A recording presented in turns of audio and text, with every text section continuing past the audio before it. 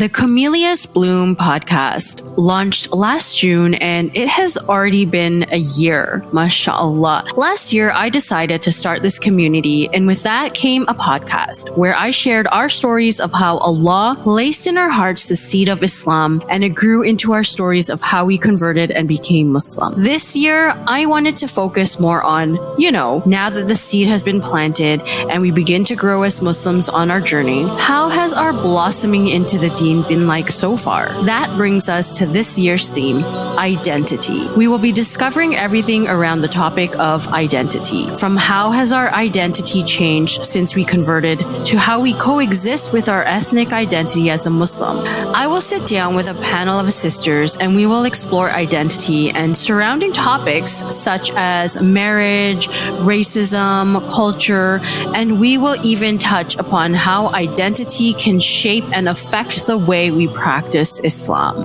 It's going to be a very interesting and intricate season to see how we all unfold on this journey to Allah and who we really are after blossoming into the deen. Grab your cup of halal goodness and join us for this season 2 on the Camellia's Bloom podcast with your host Khadija. Yeah, That's mad. Ew. Yeah, how really justifying weird. is that though? Creepy. Yeah, they get given lots of jewelry and lots of clothing. When they get married, they get given baskets and baskets of clothing, and everyone wants to see them in this clothing. What? And it's like, it's just really weird. It's But really is it weird. just women going and seeing her? I mean, Or I not guess it depends always? it depends how religious the family is. I mean, I know of like families where when they go for the meeting, like not engagement, but like the guy goes with his family to meet the girl for the first time in her family's house. And like, most girls will dress nicely for that, but nothing untowards, nothing, not getting dolled up and all that stuff. But I've heard of families of like really covered women, families where the women cover completely. But if a boy comes to the house to meet the girl, she'll go in front of him uncovered and her makeup done and everything. And you think, this is the first time she's meeting him. What the heck? Mm. But that comes down to the whole. That's a whole nother thick issue, isn't it? And It is I had to say to a brother, I said, look at it this way. I'm not saying that that point of view is wrong. I'm saying that I don't follow it. That's what I'm making very clear. I don't follow it. And it's as simple as that. I have that choice. I'm not following it. And I said to a brother who was very adamant and wanted to argue with me, I said, the fact that you're arguing with me to take my scarf off means we're not going to go any further. That's the first point. I said, and number 2, I said, if a woman took off her scarf, every man that wanted to potentially marry her, she might as well walk the street without a scarf on. Boom. Mm. Yeah, absolutely. And he said, because what? I said, she might as well. I mean, think about it. I said, if you're in a community where there's a lot of Muslims, do you think you're the only person that's approached that sister?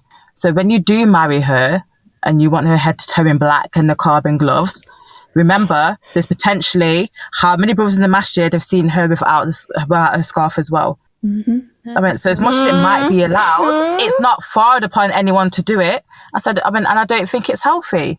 You don't know if you're getting married. And I mean, if you're actually looking into it properly, it says you can take your scarf off once you've agreed to marry, not beforehand. Mm-hmm. I mean, so if you read something, read it properly, because it says once you've agreed to marry, then you look, not he's come knocking on the door and you just, scarf off. I don't get it. I just think it's really weird. But as we said, people pick apart the hadith and things and just take the bit that suits them and ignore the majority. And it's scary, because then we can't get married, because then everyone's like, oh, she keeps taking her scarf off for everyone. It's like, well, kind of, we're damned if we do, we're damned if we don't. And it's so, I just feel sorry for younger sisters. I'm okay, I'm old. Mm-hmm. I'm not old, but You're not Islamically. Culture, in the Islamic culture that we live in now, I'm old, so I'm okay. Been there, I'm done fine. that. Yeah, I'm on the show. So, but I think it's something that sisters need to start saying to brothers if they ask, and especially if they push it. If they ask more than once, for me, that's a red flag. But I would also say to him, would you tell your daughter to take her scarf off all the time? Your sister, your mum, your auntie, your niece? think about it, you wouldn't. I think if they ask once and you say no, that needs to be the end of that discussion. If they insist on it, if they argue about it, that means that they don't respect your boundaries and they never will. Exactly. Yep. And that's a red flag. Yes. Yeah, this is what I'm saying. It definitely is. Especially with something, it's not even compulsory. So why are you arguing something that's not compulsory? And it shows you how petty he is as well, that he will just argue for the sake of arguing. Because it's not compulsory and it's not common. It's not a common thing that everyone's doing. Some cultures, they do it quite often. And then fine, if you're in that culture, then fine, it's common. That's probably a bit different when you argue about it. But as a whole community, it's not common. It really isn't. And I think that men that are acting as wallies need to have a discussion as well with the women that they're guardians for. Because I know sisters who don't take their scarf off and their wallies told the brother beforehand, oh yeah, she'll take her scarf off, and he's turned up expecting it to be taken off, and then it becomes a whole issue. And he's like, well, your wali said that you would. And she went, well, nobody asked me and I'm not. So then it becomes a thing, and then she looks unnecessarily difficult or defiant. And it's just, it's like the way people do things, we're set up as a female to fail. Okay, so let's get back on topic. Okay, so shall we? Okay, so actually, we sort of, even though we went off on a tangent a little bit, we did actually talk about things that I wanted to ask in the next question, which is, what should converts look for when they are seeking to get married? So, Queenie, let's ask you, what are you looking for, or what kind of things do you look for when you are seeking to get married? Well, as you guys know, I am currently in the process of searching for a man. It just sounded so funny. One of the most important things for me is communication. If a man is emotionally capable of communicating whether or not he's busy, so I don't have to be waiting around for a text or a call or whatnot, I want him to respect my time as much as I respect his time. It's a mutual effort. Communication goes both ways. I'm not gonna guess like what's on your mind. If you want me to know something, tell me. I don't like this guessing game and going around like beating the bush, and I really hate that stuff. I don't like playing games. I want you to be straightforward with me. Like straight to the point. I don't like wasted time. Like if you want to look for like a play companion, don't talk to me. I'm not the one for you. If you want to waste someone else's time, go ahead and do it someone else's time. Don't waste my time. That's basically one of the red flags that I think, like, if they're not answering any of your hard questions too, like, don't push my boundaries. Or I hate it when people, they know your boundaries when you say it up front and then they try to push it a little bit. And, you know, some people, they are not assertive on their boundaries because they're just starting out laying down boundaries. And obviously it is hard to be assertive on your boundaries, but when people keep pushing on your boundaries and then you're like, oh, I'll give them a little bit of leeway, and then they see that leeway and then they're gonna push it and push it and push it until there's no more boundaries to be set. And like, freaking heck, respect my boundaries, dude. Stop wasting my freaking time. Obviously, take notes, whoever's listening. You know? I'm getting riled up right now. Oh my gosh. I feel the passion, but you know what? Alhamdulillah, you know what you want, and you know what I mean. You know what you don't want. Good for you. Yes. So when I wrote, because I write down my answers to the questions, and Good. I actually wrote in capital letters. I wrote in capital letters, "A man!" exclamation mark. Wow, You need to look for a man, not a physical, not a physical. Okay, he's got a beard. I mean, someone that is literally a man, and being a man is way past what someone looks like. Yes. Okay, he drives. 17-year-olds can drive. They're not men. He's got a job. You can get a job at like 14. 14-year-old's not a man. Yep. Then we need to look beyond a car and the job and the fact that their voice is broken, that does not make somebody a man. Right. We need to understand what a man is, every sense of the word. If he can't take care of himself, me personally, I am not interested. And I say to reverts in particular, and some people might not like this, but I will say this is where culture, this is the one time really where culture has to come into something. I'm not a big fan of culture, but this is where it needs to come into a certain degree. Because you can't have someone who, for instance, like myself, I grew up in a single parent household. So I'm used to everything's being done by a woman. A woman taught me most of my things. I had my granddad there, but he passed away when I was quite young. So a woman taught me all of my things. I now know I don't need to rely on a man. So I can't marry into a culture that tells me you have to rely on this man for everything, because I know it's not true and it's just not going to work. We're going to clash. It's going to happen. There's going to be, whether it takes 5 years, 5 minutes, there's going to be a very big clash that may probably end the marriage. We have to look at culture sometimes. You know, you have to think about these things. Do you want to work? If you do, then don't marry into a culture where they're going to tell you can't work. Right. As we were talking about earlier, being a possession, if you can't fit into that, then as reverts, we have to understand we need to look for a man that isn't that way. I'm not saying it's wrong, because for some people it suits them. But for most reverts, converts, whatever you call yourself, we're used to a life where we're not being dictated to. We're used to a life where you can, you know, from the age of 16, you can come and go as you please. You're used to a life where you can spend your own money how you please. Although Islamically, we know we can spend our money how we please, but a lot of cultures don't allow that. And you have to bear these things in mind. So you need to have someone that, if he is from a different culture to you, that has lived a little. And I don't mean done haram things. I just mean lived. As in, he's not just been in his bubble of, he's Asian, so he's only been around Asians, or he's from the Middle East, so he's only been around Arabs or whatever. Just someone that's mixed with different people, done different things, and understands the world a bit more. So when you turn around and say, I don't want to cook today, get a takeaway, he doesn't run home crying to his mum. You know, he's like, okay, yeah, fine.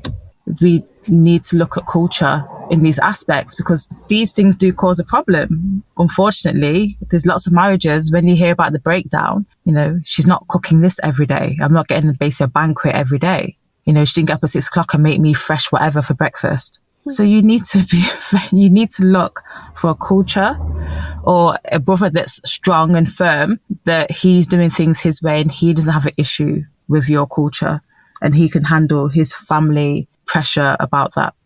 Because if you look for someone who, you know, oh, we get along and he just looks nice and, you know, we both like to go hiking, that's not enough to make a marriage last. That's a good basis for a friendship, not a marriage.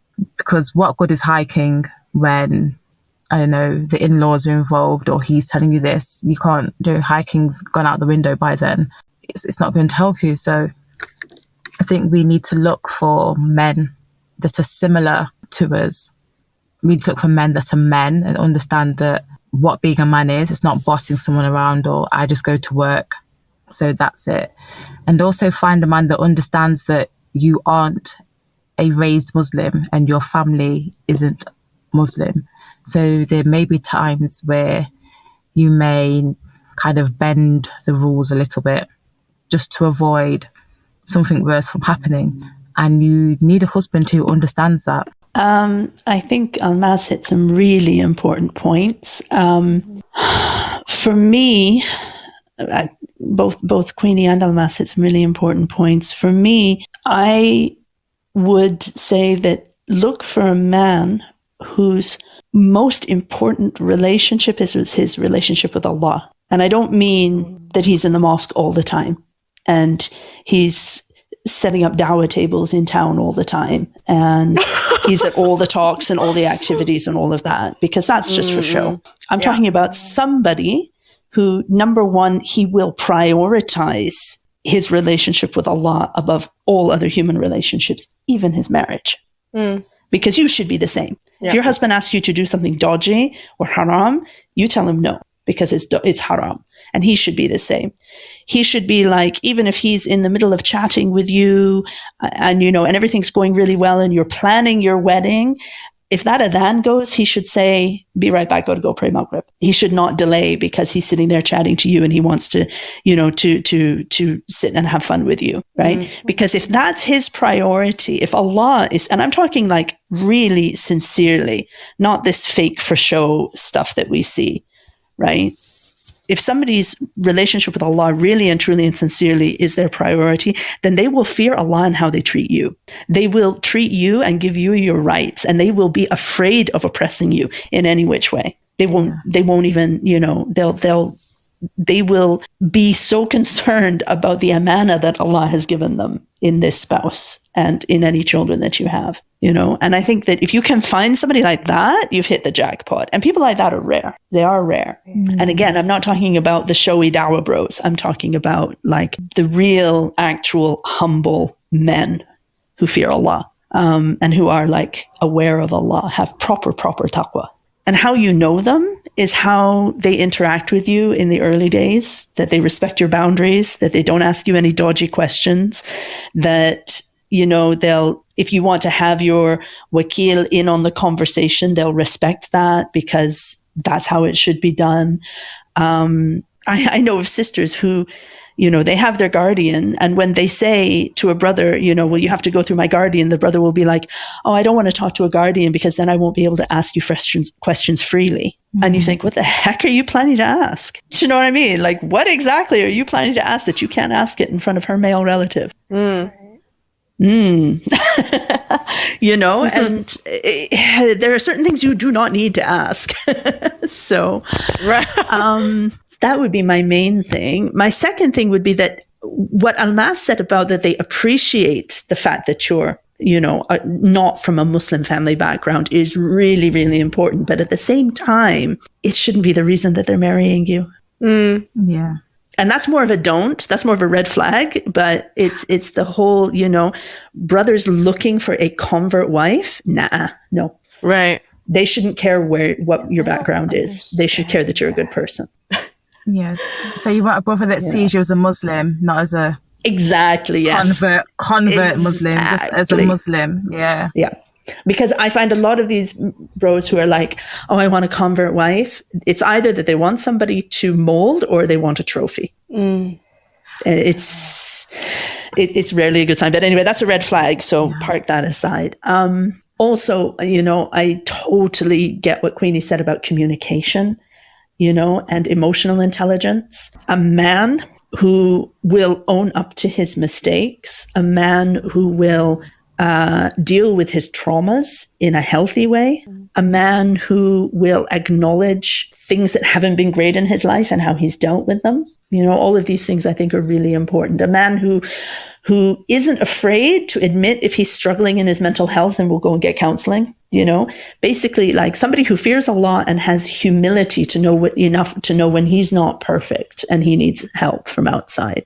If you can find a guy like this, like latch on with all your claws because they're so rare, subhanallah, and at the end of the day too, we should be people like this. Yeah. As women, we should be like this so that we set our own standard for the men that we want in our lives. Yeah. So, we can't be people who worry so much about what people think and who are doing everything for show and who skip out prayers regularly because we're lazy, but then we want a man who has taqwa. It doesn't work that way. You have to, set the example for what you want in your partner, I think. Exactly. And I think also, don't expect your partner to fix you and don't expect to fix your partner. 100%. And again, like nobody's perfect. We should all have enough mercy and enough compassion and enough, understanding in us to know that nobody's perfect. Everybody's got flaws. Everybody will make a mess of things at some point and to be forgiving about it. And we should expect the same from our partners. Yeah. That's all. I know you guys are like holding out for this one, so let's just. I think we're gonna run out of time. Yeah, I think so, but we'll continue if we need more time. Well, we'll need more time anyways. I don't think we'll finish today, but let's get right into red flags. So, what to watch out for from the Muslim male, which may affect a new Muslimah or convert's identity. Yeah, so Amanda actually brought up one of my red flags, and that's the whole marrying you because you're a convert revert, but from the aspect of he does not want to involve your male family members. So any man who doesn't want to involve your male family members, for me, is a red flag, because Islamically, your male family members that are mahrams, they're still mahrams to you. They can still sit with you. They can't have a say in your religious aspects, but everything else in your life, as long as it's not haram, you can listen to them. Your dad is still your dad. So if your dad is saying to you, it's dangerous to go somewhere at midnight, you listen to your dad. He hasn't got to be Muslim to listen to him. He's still your dad. He still has that respect. And any brother that says, which they quite often do, I don't speak to your dad, he's not Muslim. I don't speak to your brother, he's not Muslim. Big, big, big red flag. Huge, huge. My advice would be, don't even go any further from you hear that. Don't ask him why. Don't go down that trick of asking why, because these brothers are clever and they'll understand what you're doing and they'll have an answer for you. So don't even entertain it. Just straight away tell him bye. Because why is it that you cannot speak to your dad or your brother? He wants to meet them after you're married. If he wants to meet them at all, you can travel with them, which means they can still take care of you. And men know men. And do you understand? We don't know men. Men know men. So your dad, your brother, even if your brother's a couple of years younger than you, as long as he's still an adult, I guarantee you they will pick up things that we won't pick up. And I've had this experience myself, and everything was going well until I introduced the male members of my family. And then it all went south very, very quickly. I saw disrespect. I saw arrogance. All these things came up to it was like a different brother sat in front of me. I was so shocked. I was in front of the wali who's Muslim. They were one way. In front of, and the worst thing is, it was my father and my mother, so it's my parents basically, and you're acting this way in front of my parents, and it's literally because they're not. It was very eye-opening, and I now tell all sisters, make sure you have. I don't even care if it's a cousin. I think it's very important you make sure it's known you have male presence on your side, because it will show you the real intentions of a brother. A brother who respects you properly and respects Allah, he's not going to feel threatened in any way, shape or form that you brought a male with you that's actually from your family of your choosing. He's not going to have a problem with it. If he does, he's telling you something. He's indirectly telling you something. So that is like my first red flag. My other red flag is, if this is more for the slightly older sisters, probably 35 plus. If a brother is asking you if you can still have children, it's a red flag. Now, the younger ones won't understand this. I think the older sisters who have tried to probably get married might understand this. They're not asking because they want children. They're asking because they don't want ties to you. If they want ties to you, it shows you their intention of how long they want that marriage to last. It's a common theme. The brothers are asking, they're going for older sisters, and one of the questions is, can you still have children? It happens quite a lot. And it did just happen to a sister that I know, and now she's divorced. Yeah. And what it is, because obviously if you can still have children, there's a good chance you could become pregnant. Then they're tied to you in some way, shape or form. Or they can't deny being married to you or whatever they want to do. They can't, because there's a child there. And if you go and get a DNA test, then you've got legal proof. They don't want that. Wow. So they will ask. And I've noticed it's to sisters 35 plus, which also shows you the intelligence of a man. Because generally speaking, 35 is not normal for menopause. And they don't even know that. So it shows you the intelligence of the person that you're talking to as well.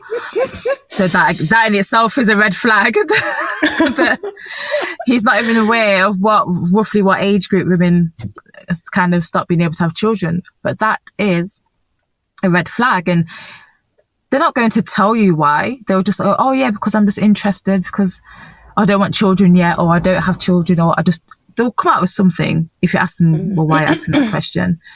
But I think 9 times out of 10, if you're 35 plus, it's because they don't want ties for you, because they don't intend for that marriage to last long. Wow. And that leads on to my third point. If you get brothers that are quite a bit younger than you, good chances are they don't intend for that marriage to last long. They just want an older woman that has experience. And I'm doing quotation marks to myself when I say that. That's what they're thinking of. She's got more experience, or she's got a life of her own. She's not going to be bothered if I'm around or not. I don't have to pay for a woman that's over 35 because, you know, she's set. She knows how to pay bills. She's used to doing it. So I don't have to do anything. They're looking for a lack of responsibility. And for me, these are like major red flags. And also if he's very interested in things that you did before you became Muslim, especially when it comes to partners. If you ask anything about how many partners you've had or anything generally down that route, it's a red flag. He should be asking you those type of questions. Our past is our past. When we became Muslims, our past became our past. We don't need to speak about anything we did at all. If you offer information, that's a whole different thing. But if he's pressing you for information about past relationships, if he's asking questions that he needs to ask you without anyone else being around, they're red flags. Because why is he asking you certain questions? It shows a lack of respect. Right. And it shows a lack of fear of Allah as well, that he feels he can ask you certain questions. If they ask you about your body size, I think that's absolutely disgusting. You know, Gross. And too many brothers do. They're asking not just, okay, what's your dress size, which, okay, I'll let that question off because they might have a preference, obviously, what they find attractive. But when they go to more personal sizes, no. Yo, that's messed up. But brothers are doing it. This is why That's brothers are doing this, really unfortunately. messed up. And it's not just with older sisters. They're doing it all across the age groups. It's something that, because I get speaking to quite a lot of sisters that having issues with men, and a slightly bit like mentoring, I guess. And these things are coming up no matter what ethnicity you are, how long you've been Muslim, your age. It is just now a thing where they're just asking some vulgar questions, basically. That's a vulgar question. That's sick. Okay, where do I start?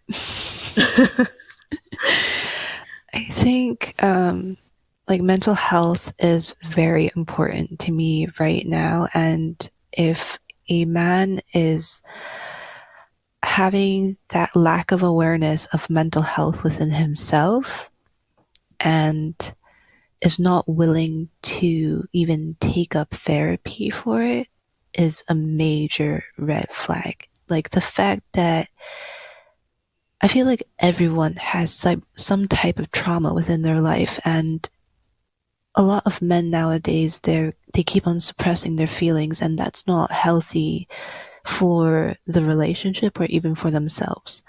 And that already tells you what type of person they are when dealing with conflicts within a relationship. Are they the ones to completely sit in silence and ignore you until they feel better and be in a better mood and then talk to you? Or are they willing to talk out their feelings, be like, I feel this way because you did X, Y, and Z. I would like you to do this for me to feel better. And if that's something that you're uncomfortable with, let's compromise and find a common ground so both of us is going to be happy. This is the type of emotional intelligence that I am talking about within a man.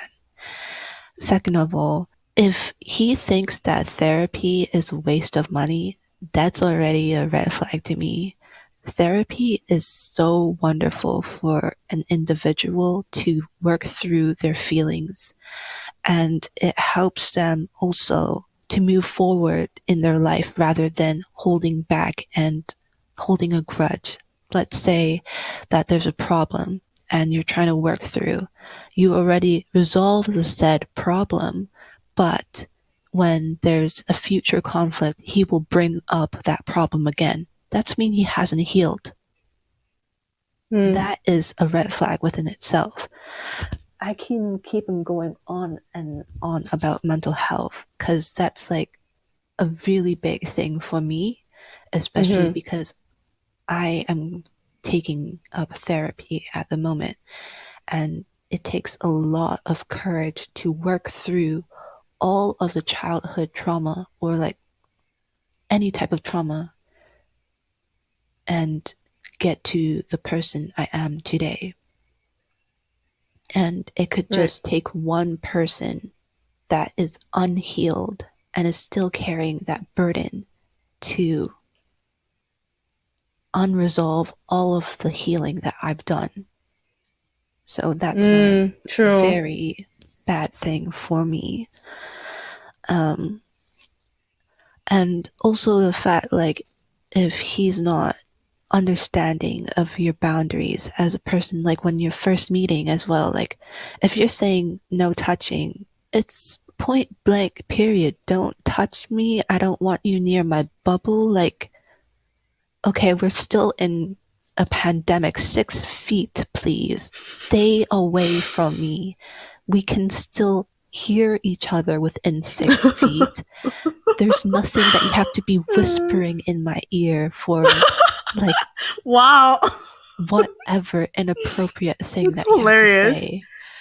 Right? Like, I think the fact that you put a set boundary of like, don't touch me, and you're meeting in person is already a conscious factor of when you're meeting up, you're gonna be conscious of the things that you're saying to that person. It's like, oh, maybe I shouldn't say this, because you're already like controlling yourself from physically touching that person. What more is it to do, like mentally, from abstaining yourself from saying something that may be inappropriate to that person? That's right. I am currently Come back to the mic, please. I am currently on a dating app. If ever they're not filling out their profile on like Dating app or these marriage questions, yeah, marriage app, dating marriage app.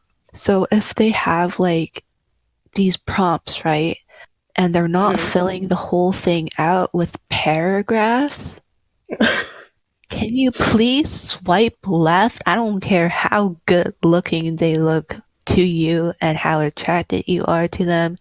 They're not even taking the time to fill out prompts. If you swipe right, how serious are they gonna take you in this conversation? None. They're not gonna take you seriously at all. If they're not gonna take the time to actually put in effort of like saying, oh, I like this, this, and this, and having a full-on conversation within the bio itself, swipe left. You don't have to put yourself through that mental toll of trying to carry the whole conversation on your back. Like, legit, some of the people that I've been talking to, I'm breaking my back by talking to these people because they are dry ass conversations, and I'm just like, you put your timeline for marriage within 1 year or marriage within 1 to 2 years, and you telling me you can't answer my hard questions? Boy, bye. You be wasting my damn time. Oh my gosh, the amount of times I have to scroll through and filter out these people. Oh my gosh. What? And also when they have like level of practicing, what is sometimes? What the heck? Wow, okay, they even have that option. Yeah, There was a thing on Twitter recently. Somebody posted somebody's profile and it said, very practicing, never prays, sometimes smokes, sometimes drinks, doesn't always eat halal. And she's like, what even is this? Wow. I've seen it. I've seen it. Oh my gosh. I mean, points for honesty, but at least get the definition right. Exactly. I don't even understand these profiles sometimes. Like, it's like, okay, I have a checklist on my right hand side. I'm like, okay, he's checking off this side, yeah. And then it goes to down here on the bottom, and it says marital timing, and it says unsure. Why the heck are you on this app in the first place if you're gonna put unsure? It's mind-boggling to me. Why are you wasting my time and wasting your time? And also, some of these people, they put unsure, but they have the premium membership of this marriage app. I'm like, Oh, wow. can you help me make this sense? Make sense of this, please. I cannot English right now. I'm so angry. I'm getting the sense that Queenie is processing marriage app trauma. I am. It is so traumatic, isn't it? It is. It's so. I think we all have that trauma. I know. Yeah, it's the age thing is it's yeah. Yeah. Predatory. But you get it with older. So for instance, my age, I would get granddads. What? Like not young granddads, old granddads. Still, what? I had someone suggest someone for me who was 64. And at the time I was 46. And I remember I said to the sister, he's 19 years older than I am. And she was like, yes. And I was like, he's 19 years older than I am. And she was like, but he's retired and he has a good income and he has a good life and he has his own home. And I'm like, oh, wow, even better. Like, she saw all of this as a plus, a man who's retired who sits at home all the time. Because in the Islamic community, we are old. When you pass, once you're past 40, halas. Yeah. So, you're old. So you get given anyone, who's also old. They just like, you just need someone old. If you say to them, oh, but what if I want to? No, I still like going for walks. Well, why? I still like to do things. Well, why? I don't. It's a cultural thing. It's really actually obnoxious. Yeah, it's really weird. It's really weird. Like I said, past 35, we're just seen as something completely different, and I think it's just utmost disrespect, to be honest. It is. It's just so disrespectful, because the Prophet ﷺ's first wife was how old? Oh, but then you get that too, don't you, Almas? Oh, yeah, we do. on the other way around. But yeah, but you don't hear anyone saying like, oh, she was being cared for by I don't know how many maids because she was so old. She was still active. So it's just it's sickening. It really is. And I think when people that suggest these age groups to you, I have to cut those people off, because we can't talk for much longer because we're going to fall out. I just think it just shows you how that person thinks of you as well. The respect from that person to you is lacking. Because why would you suggest, just unless they said they were looking for that kind of age group, why would you suggest that? I don't understand. Like, it's really rude, actually. Like, I remember once a sister just said, oh, there's a brother, he's Jamaican and he's had kids before. That was it. Yeah, like, see, this therefore you must be compatible. It's so rude. That is it. Those two things, really. And I had to look at her, and she was like, what? Because she could tell by the look on my face. And she goes, what? I went, okay, so he's also Jamaican and has children. Okay, and what's that got to do with me? I don't get it. Instant compatibility. They both eat rice and peas and jerk chicken. Okay, let's get married. I just don't understand. It's like, I just don't get it. You already know what he likes to eat. So many sisters. Rude. It's like marital racial profiling. Yeah. Yeah, exactly. Oh, Ya Rabbi. Save this for number 9, man. Save this for number 9. Yeah, write that down. Yeah, you need that for number 9, like what the community can do to help. Just stop. That's talking. what they can do. Just stop. All right, so join us next week as we continue on with our discussion, and make sure to follow us on Instagram at the camelliasbloom.podcast, and make sure to join and be a part of our website community where you will get a lot of behind the scenes access, support groups, and many more, inshallah.